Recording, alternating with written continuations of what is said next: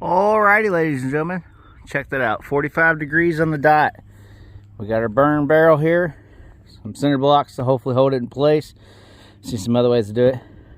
I don't think the 45 degrees is this important. I just happen to have that gauge for when I set up my solar system or whatever, when I was changing angles of it and stuff. I bought it. I think it was Harbor Freight, a couple bucks. But anyways, today we're going to work on doing some biochar. So we got a 55-gallon drum. Got a lot of sticks there. We got a lot of sticks there. Some of the other things, just useful tools, I think. I'm going to get to put my little mini handheld chainsaw to use. Infrared thermal gun. I'm just kind of curious how hot the side of that barrel actually gets at the bottom. By the way, we're going to do it. Drink. 0 sugar, so don't worry, it's safe. Hand pruners. And then, like I said, we got a whole nother load here of sticks and twigs where I help clean up my mom's yard. So I just got the twigs. She already had them piled up. But anyways, the plan is, and I could be screwing this up, but we'll find out, I guess. I'm going to cut everything up. I'm going to pack this thing full. I'm going to light the top, and we're going to see what happens. At least I think that's the plan. It's either that or you're supposed to fill up the bottom, light it, and then add to it. I really can't remember. I've seen it both ways. I've seen it all ways. And I think we got enough material to do it a couple different ways. So the first one, I'm going to sit here. I'm going to cut it all up. I'm going to pack this thing full. We're going to light the top. We're going to let it burn and see how it does from there. And then maybe we'll try it the other way where we, start at the bottom and then start adding. But too easy of a setup. 55-gallon metal drum. Kicked over in an angle. Got 3 center blocks there holding in place. Is it sturdy? Sturdy enough. So, I mean, I don't once after the things are in there, I'm not really going to do anything. It's just going to be on fire. So, we are going to drag the fire hose over there. As you saw, safety first. The fire hose. The water hose we got over there, it is like a fire hose though, because we got crazy pressure in this place. We'll bring it over here. That way if something does happen, but also it's just rained. It's a nice damp day, so I feel everything should be nice and safe with this. And we're either going to make some good biochar, or we'll get rid of some of this woody material, and I'm going to stand out in the cold with a little bit of heat by a burn barrel just for fun. That will come off top here in a second. So I'm going to get started on that. Maybe we'll do some fast mode with a little bit of music for about 30 seconds, and then we'll be back and light this thing up.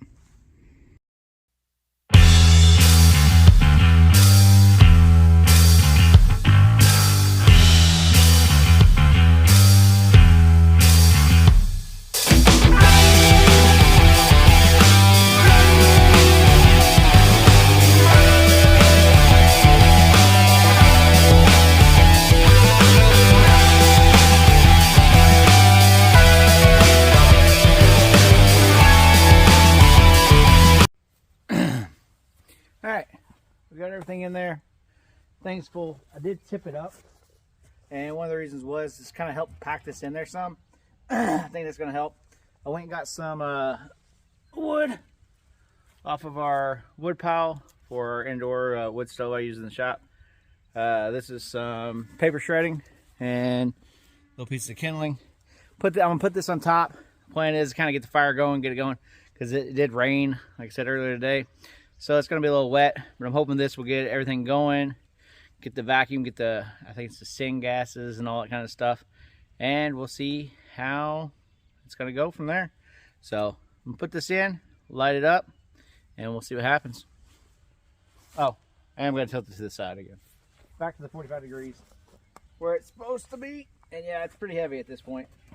So, see, look, we're perfectly, well, as perfect as you can get it at 45 degrees.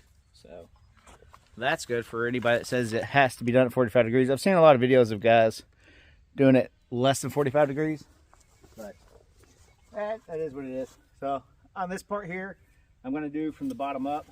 We're going to put that in, light that up, and then get some other stuff on top here. Start with one little piece. See if I can build a fire. I've never been very good at it. So, okay. Well, one thing I would definitely do different is I'd have a longer lighter. These sticks are making it terrible to try to get in there. But newspaper burns good. So let's get that catching and then go from there. I did put the heavier stuff on top, so I was thinking it would help compact it down some. Look like a hobo. But like I said, that is what it is. Hopefully this is going to get going, and we'll, like I said, we'll see what happens. Time lapse, go.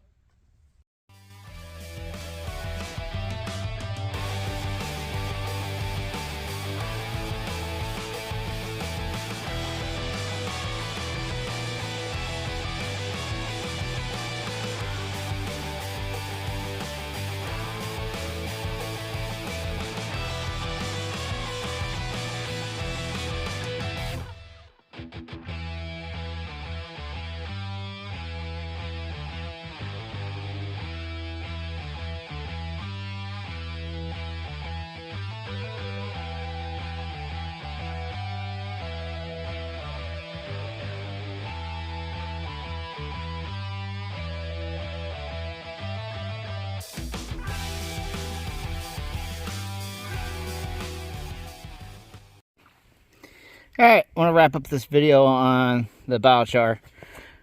That's my first pile right there where I stuck it in there. Just let it burn down. You know, I filled the whole container up. That's all the burning you saw and stuff. Just let it burn down. I probably should have quenched it a lot sooner than I did. Some of these pieces didn't get quite there.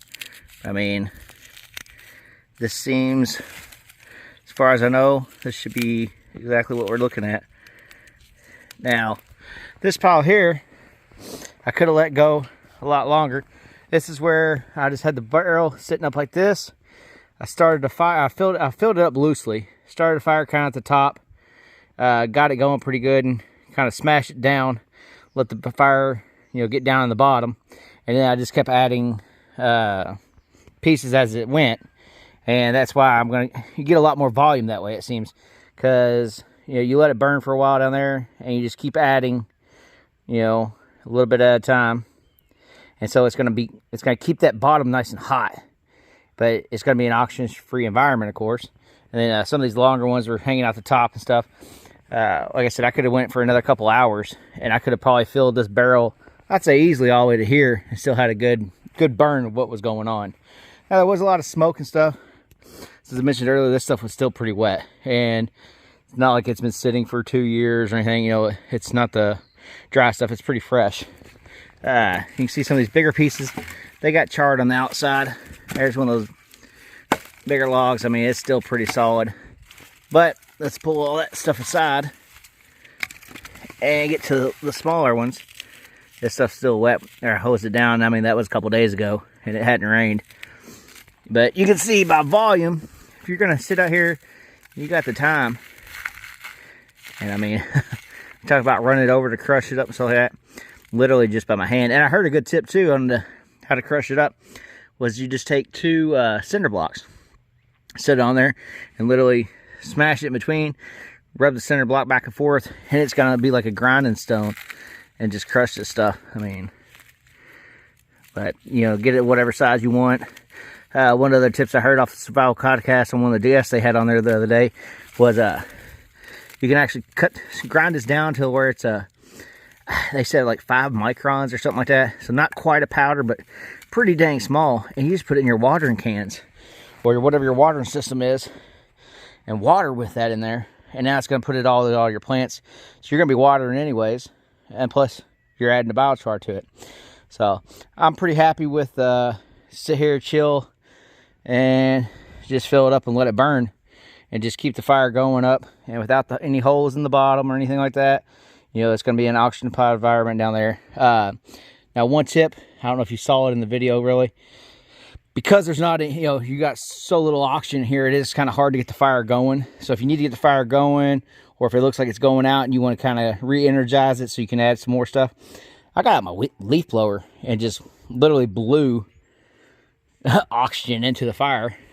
It burnt that oxygen up. It got the fire roaring again, got everything nice and hot, and then settled back down. So there's my tip. I do still, since I got that little backhoe, I'm going to try another one where basically, because I got a cap for this barrel, or any barrel.